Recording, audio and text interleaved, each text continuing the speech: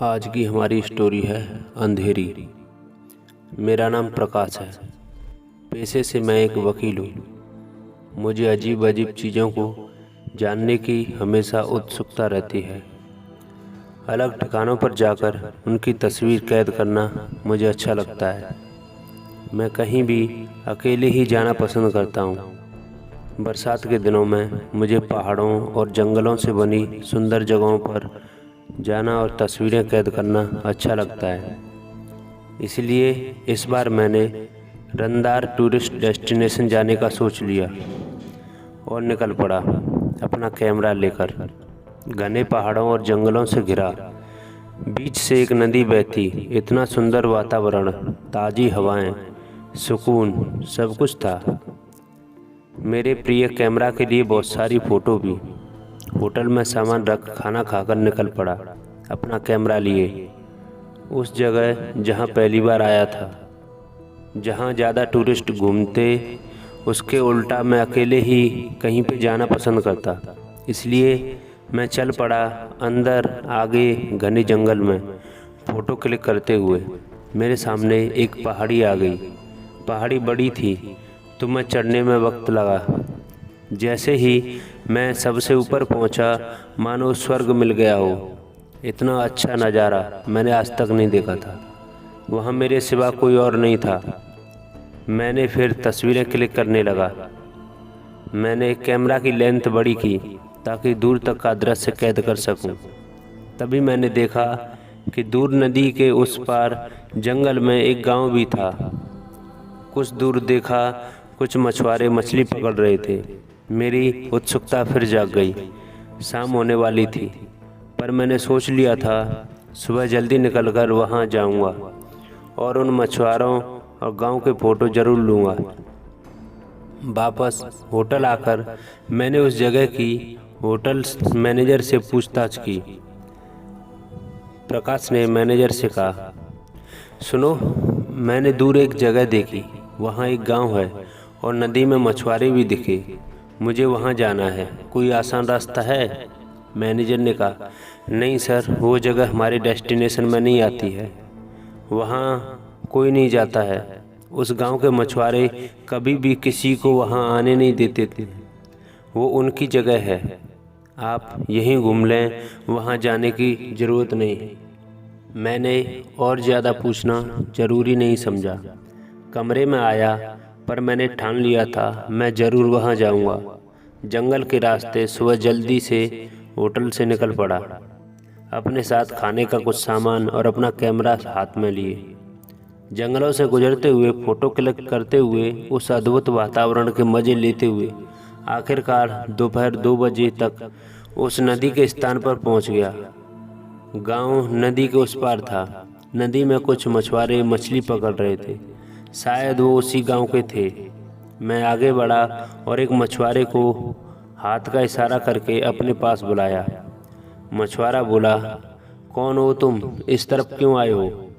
प्रकाश ने जवाब दिया, देखो, मुझे आपके गांव के कुछ फ़ोटो क्लिक करने हैं। मुझे ज़रा उस पार छोड़ दो। मछुआरा बोला, सुनो, अब चले जाओ यहाँ से। इस तरफ आने की कोशिश भी मत करना। वो गुस्से से मुझे घूरते हुए अपनी नाव लिए वहाँ से चला गया, पर मैं भी कहाँ मानने वाला था। वहीं ठहरा रहा। कुछ घंटे बाद वो सभी मछुआरे गांव की तरफ चले गए। मुझे भी जाना था, पर इतनी दूर तैर के भी नहीं जा सकता था। मैंने अब वापस जाना ही बेहतर समझा। फिर तभी मैंने कैमरा निकाला और आसपास के फ़ोटो क्लिक करने लगा। तभी मुझे कैमरा की बड़ी लेंथ से थोड़ी दूर पत्थरों के पास कुछ पड़ा हुआ दिखाई दिया। मैं जल्दी से उस तरफ गया। मैंने देखा तो बड़े बड़े पत्थरों के पास एक छोटी नाव आकर फंसी थी। उसे देखकर मेरी खुशी का ठिकाना नहीं रहा। शायद उसी ओर से कभी ये नाव अपने आप आकर यहाँ फंसी होगी। मैं नाव में बैठा और उसे नदी में चलाकर किसी तरह बड़ी कोशिशों से उस पार आ गया जहाँ गांव था। मैंने छिपकर ही फ़ोटो लेना बेहतर समझा ताकि कोई गांव वाला मुझे देख ना ले। बड़े बड़े हसीन खेत, काफ़ी सुंदर गांव था। दूसरी तरफ घना जंगल। रात हो गई थी। मैं अभी भी सबसे छिपा बैठा था। मैंने अपने साथ लाया खाना खाया। फिर मुझे गांव से बड़े बड़े ढोल पीटने की आवाज़ आने लगी। मैंने देखा गांव के सभी लोगों ने काले कपड़े पहने हैं। सभी इकट्ठा हुए 4 बकरियों को एक साथ बांधकर उनकी पूजा कर रहे थे। फिर उन बकरियों को आगे कर पीछे ढोल बजाते हुए सभी गांव वाले उस जंगल की तरफ बढ़ने लगे। मुझे सब देखकर बड़ा ही अजीब लगा। मैंने कैमरा लिया और चुपके से फ़ोटो क्लिक करते हुए उनके पीछे जाने लगा। काफ़ी देर तक जंगल के अंदर सभी चलते जा रहे थे, तभी वो सभी रुक गए। फिर मैंने जो देखा मैं पूरा हिल गया। उसी जंगल में आगे एक और जंगल था जो पूरा काला था। उसके पेड़ पत्तियां सभी काले थे। बड़ा ही भयानक जंगल था। फिर वो सभी एक साथ चिल्लाए, अंधेरी हमारी भेंट स्वीकार करो। उन्होंने 4 बकरियों को उस काले जंगल में आगे छोड़ दिया। फिर सभी वापस गांव जाने लगे। अब मेरे मन में दुविधा थी कि मैं वापस गांव की तरफ जाऊं या उन बकरियों के पीछे उस काले जंगल में। तभी मैंने सोच लिया उन बकरियों के पीछे जाऊंगा, देखूं तो सही वो कहाँ जाती हैं। कैमरा लिए मैं उस भयानक जंगल में घुस गया। बकरियां आगे बढ़ रही थीं, मैं भी छिपते हुए आगे बढ़ रहा था। रात कीड़ों की भयानक आवाज़ें अपना कहर मचा रही थीं। पहली बार ऐसा काला भयानक जंगल देख रहा था। उस भयंकर वातावरण में भी मैं अपनी आदत से मजबूर फ़ोटो लिए जा रहा था। काफ़ी देर तक बकरियां आगे बढ़ती रहीं। अब तो शायद वापस जाने का रास्ता भी भूल गया था। अचानक सभी बकरियां एक घने लंबे काले पेड़ के पास आकर रुक गईं। काफ़ी अजीब पेड़ था। उसमें से काले रंग का कुछ बह रहा था। पेड़ की शाखाएं ऐसी थीं मानो लंबे भयानक बालों से ढकी पड़ी हों। बकरियां शांत खड़ी थीं। अजीब सा भयानक सन्नाटा पसरा हुआ था। तभी उस पेड़ से आकर कुछ साए जैसा उन बकरियों के पास गिरा। ये देख मैं दहल गया। एक बकरी अचानक छटपटाने लगी। मुझे उस तरफ से ज़्यादा कुछ दिखाई नहीं दे रहा था। मैं पत्तियों को हटाकर बाहर निकला और उन बकरियों के पास गया। मैंने जो देखा उसे देख मैं थरथर कांपने लगा। मेरा दिल जोरों से धड़कने लगा, मानो अभी मेरी छाती चीरकर बाहर आ जाएगा। सामने एक बकरी को किसी साए ने बुरी तरह पकड़ लिया था। वो साया उस बकरी की गर्दन से खून चूस रहा था। तभी उस साए ने बकरी के अंदर गड़ाए अपने भयंकर नुकीले दांत बाहर निकाले। अब वो मेरी तरफ देखने लगी। उसके भयानक दांतों से खून साफ नजर आ रहा था। उसकी बड़ी काली आंखें, लंबे भयानक बाल, मुंह खून से लथपथ, काला शरीर, बड़े नुकीले नाखून, बड़ी भयानक चुड़ैल जैसी थी। मैं तो जैसे उसे देख उसे सुन्न सा पड़ गया। आज मैंने किसी शैतानी ताकत को देख लिया था। वो उठ खड़ी हुई और गुस्से से भयानक आवाज़ निकालते हुए मेरी तरफ बढ़ने लगी।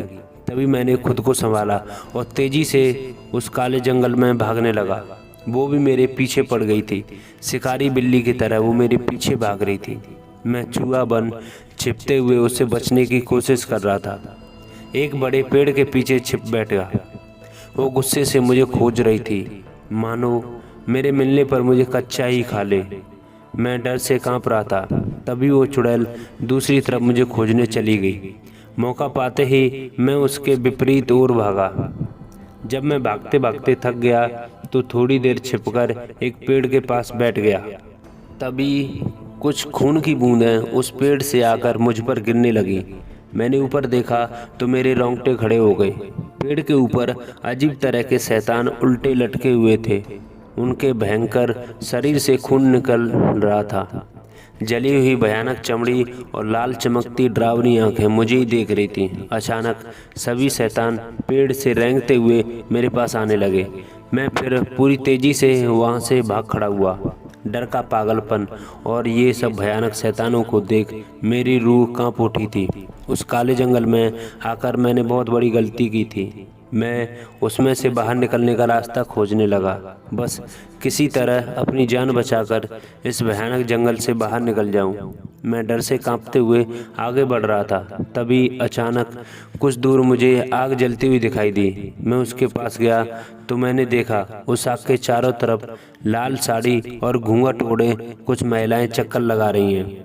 उन्हें देखकर मेरी जान में जान आई। मैं आगे बढ़ा और बोला, सुनिए, क्या आप मेरी मदद करेंगी? ये सुनते ही वो सभी महिलाएं रुक गईं। एक साथ सभी का घूंघट उठने लगा। फिर मैंने जो देखा, मेरा पूरा शरीर डर के मारे कांपने लगा। उन सभी महिलाओं के सिर थे ही नहीं और कटे हुए बाग से खून बह रहा था। वे सभी मेरी ओर बढ़ने लगीं। मैं उन्हें देख भागने लगा। अपनी ज़िंदगी की सारी दौड़ मैंने आज ही कर ली थी। मैं फिर उस भयानक जंगल में इधर उधर भागने लगा। शायद आज मैं मरने वाला था। तभी मुझे अपने सामने वही बकरी का खून चूसने वाली चुड़ैल गुस्से से घूरती हुई नजर आई। उसे देख मैं फिर भागा, पर वो चुड़ैल अब मेरे पीछे ही थी। भागते भागते मैं गिर पड़ा। वो चुड़ैल उड़ती हुई मेरे पास आने लगी। मेरा मरना अब तय था। वो भयंकर चुड़ैल मेरे पास आई। उसका भयानक हाथ लगते ही मैं डर से कांपते हुए बेहोश हो गया। अगली सुबह मैं चारपाई पे लेटा था। मेरी आंख खुलते ही मेरे सामने गांव के कुछ लोग खड़े थे। उन्होंने मुझे पानी दिया। अब मुझे अच्छा महसूस हो रहा था। मेरी सारी घटना मैंने उन्हें बता दी। एक बुजुर्ग मेरे पास आए और बोले, बेटा, वो काला जंगल शापित है। वहाँ शैतानी ताकतों का बसेरा है। प्रकाश ने बुजुर्ग से पूछा, उस चुड़ैल ने मुझे क्यों नहीं मारा? बुजुर्ग ने कहा, बेटा, उसी ने तुम्हें बचाया है और जंगल के बाहर गांव के पास सुरक्षित छोड़ दिया। वो तुम्हें नुकसान नहीं बल्कि तुम्हें उस जंगल से बाहर निकालना चाहती थी। बेटे, जैसे इंसानों का अपना बसेरा होता है, वैसे ही शैतानी शक्तियों का भी अपना एक बसेरा होता है। जिस चुड़ैल की तुम बात कर रहे हो, उस काले जंगल की शैतानी रानी अंधेरी है, जिसे हम प्रसन्न करने के लिए हर महीने बकरियों को उनके जंगल में छोड़ उनकी बलि देते हैं। बदले में वो हमें उस जंगल में मौजूद शैतानी शक्तियों से बचाती है और उन्हें सिर्फ उसी सीमित जगह तक रोक के रखती है ताकि वो शैतानी शक्तियाँ इस पूरे इलाके पर हावी न हो। हजारों सालों से वो हमें बचा रही है। हमारी खेती उसी की वजह से इतनी फल फूल पाती है। वो हमारी रक्षा करती है। उसकी शक्तियों का हमें फ़ायदा होता है। हजारों सालों से हम उसे अपना ही मानते हैं। वो हमारे दुख दूर करती है। ये गांव उसी की वजह से खुशियों से संपन्न है। वो शैतान हुई तो क्या, उसी की वजह से हम सभी जिंदा हैं। ये सभी उसी की देन है। मैंने मन ही मन उसे प्रणाम किया। अगर वो ना होती तो मैं उन शैतानों का शिकार बन जाता। अब मैं फिर कभी इस जगह आने की गलती नहीं करूँगा। ये आश्वासन मैंने गांव वालों को दिया। इसलिए वो गांव वाले किसी अनजाने को वहां आने नहीं देते ताकि उस पर कोई मुसीबत ना आए। उस दिन के बाद मैंने ठान लिया कि किसी भी अजीब चीज़ों को जानने की इतनी भी गहराई से कोशिश नहीं करूँगा कि वो हमारी जान पर बन जाए।